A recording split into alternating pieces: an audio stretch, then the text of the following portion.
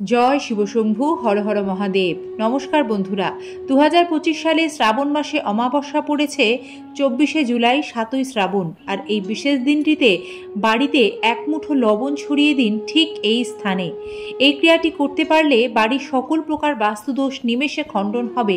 পাশাপাশি বাড়িতে অশুভ শক্তির প্রভাব নাশ হয়ে শুভ শক্তির আগমন ঘটবে, যার ফলে পরিবারের সদস্যরা যে কোনো কর্মে সফল হবেন, রোগ ব্যাধি দূর হবে এবং আর্থিক উন্নতি হবে। আজকের এই পর্বে আমরা আপনাদের শ্রাবণ অমাবস্যা, যাকে হরিয়ালি অমাবস্যা বা চিতালগী অমাবস্যা বলা হয়ে থাকে, সেই অমাবস্যা সম্পর্কিত বেশ কয়েকটি শাস্ত্রীয় বিধিসম্মত টোটকা জানাবো, যেগুলি পালনে গৃহস্থের কল্যাণ হয়, বাস্তুদোষ খণ্ডন হয়, আর্থিক উন্নতি হয়। নুন বা লবণের টোটকা তার মধ্যে অন্যতম। এই শ্রাবণী অমাবস্যার রাতে লবণের কিছু টোটকা প্রচলিত আছে, যা নেতিবাচক শক্তি দূর করতে এবং জীবনে শান্তি ও সমৃদ্ধি আনতে সহায়ক বলেই ধরা হয়। বন্ধুরা, আপনারা জানেন কি, জ্যোতিষশাস্ত্র অনুসারে এই লবণ বা নুন শুক্র এবং চন্দ্রের প্রতিনিধিত্ব করে। এক চিমটি লবণ দারিদ্র্য দূর করতে ও ভাগ্য পরিবর্তনে খুবই কার্যকরী বলে মনে করা হয়। গ্রহ নক্ষত্রের অবস্থা খারাপ হলে তা ব্যক্তির অর্থনৈতিক ও মানসিক অবস্থার ওপরেও কিন্তু প্রভাব ফেলে। আর বাস্তু দোষ থাকলে আপনি অনেক পরিশ্রমের পরেও দেখবেন কিছুতেই জীবনে উন্নতি হতে চায় না। তাই জ্যোতিষশাস্ত্রে এমন অনেক ব্যবস্থার কথা বলা হয়েছে, যা গ্রহদের শান্ত ও শক্তিশালী করতে ব্যবহৃত হয়। লবণ বা নুন শুধু খাবারের স্বাদই বাড়ায় না, এর সাথে সম্পর্কিত জ্যোতিষশাস্ত্রীয় প্রতিকারও বেশ উপকার করে। এক চিমটি লবণ অমাবস্যার দিন সঠিকভাবে ব্যবহার করলে ভাগ্য পরিবর্তনে তা খুবই কার্যকরী।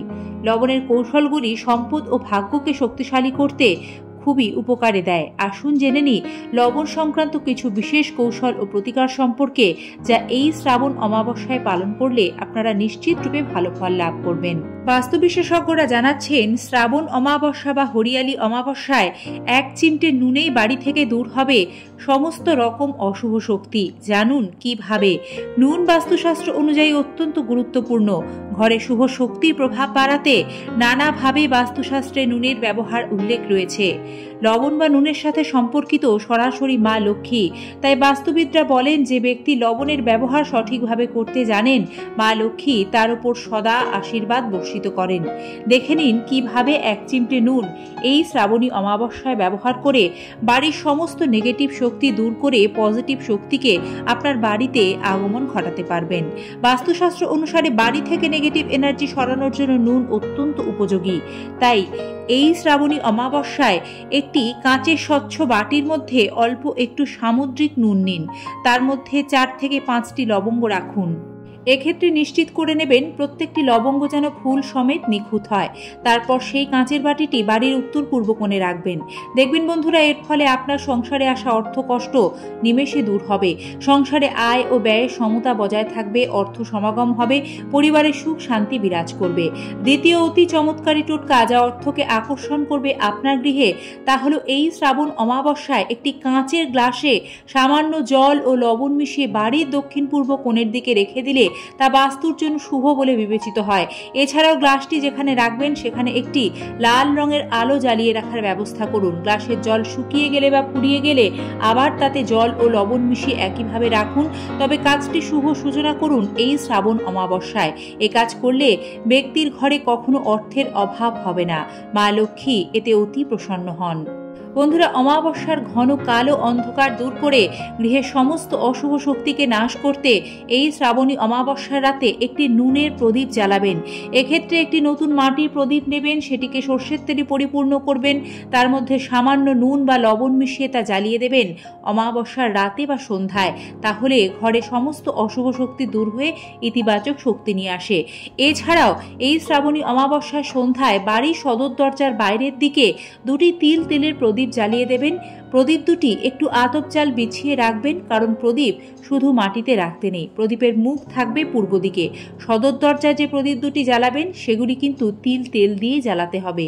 যাদের বারবার বাথরুম থেকে খুব খারাপ গন্ধ বেরোয় তাহলে নিশ্চিত হয়ে যাবেন বাড়িতে রাহু ও কেতু গ্রহের খারাপ প্রভাব রয়েছে। এটি মারাত্মক বাস্তুদোষ। তাহলে একটি কাঁচের বাটিতে অল্প নুন নিয়ে বাথরুমের এক কোণে রেখে দিন, কেউ যেন বাটিটা না ছোঁয়। কিছুদিন পর পর নুন বদলে দিন। এর ফলে বাথরুম থেকে বেরোনো অশুভ শক্তির প্রভাব কমে যাবে, ফলে পরিবারের সদস্যদের স্বাস্থ্য ভালো হবে এবং মানসিক শান্তি বাড়বে। এই শ্রাবণী অমাবস্যায় মানসিক অবসাদ, শারীরিক ক্লান্তি দূর করতে জলে সামান্য নুন মিশিয়ে পরিবারের সদস্যরা যদি স্নান করেন তাহলে সুফল লাভ করবেন। এই বিশেষ দিনে আপনারা বাড়ির সদর দরজার বাইরে নুন জল ছিটিয়ে দিতে পারেন। তবে এ বিষয়ে খেয়াল রাখবেন বন্ধুরা, যেহেতু শ্রাবণী অমাবস্যা এবছর বৃহস্পতিবার পড়েছে, লক্ষ্মীবারে কিন্তু নুন জল দিয়ে ঘর মুছতে নেই।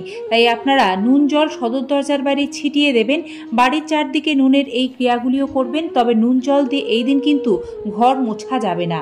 এই বিশেষ দিনে নুন দিয়ে বাড়িতে থাকা দেবদেবীর মূর্তিও পরিষ্কার করাকে অত্যন্ত শুভ ধরা হয়। তাই এই দিন আপনারা এই কাজ করলেও ভালো ফল লাভ করবে। বন্ধুরা, এই শ্রাবণী অমাবস্যায় অবশ্যই মহাদেবের আরাধনা করবেন। শিবলিঙ্গে জল ও দুধ অভিষেক করে একটি হলেও বেলপত্র শিবলিঙ্গে অর্পণ করবেন, ভালো ফল লাভ করবেন।